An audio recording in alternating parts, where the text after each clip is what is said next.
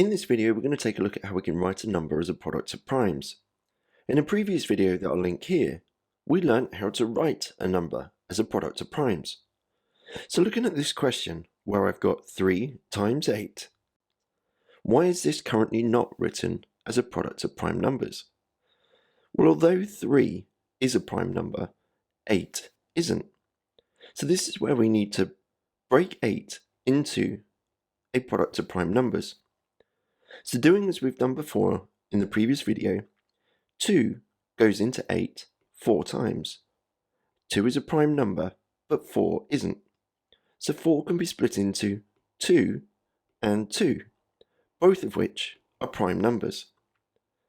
That means that 3 times 8 can be written as 3 times 2 times 2 times 2, all the prime numbers that either I originally started with or are in my branches.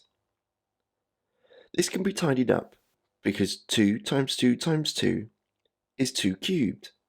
So using powers, this can now be expressed as 3 times 2 cubed. This has now been written as product of prime numbers. Pause the video here and have a go at the question on the right hand side. When you're ready for the answer, press play.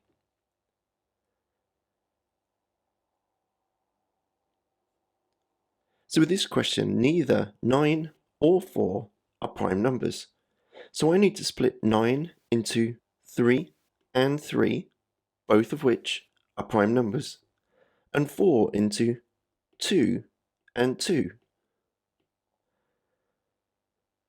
That means that 9 times 4 can be expressed as 3 times 3 times 2 times 2.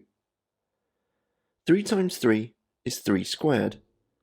2 times 2 is 2 squared. So 9 times 4 can be expressed as 3 squared times 2 squared, and this would be my final answer.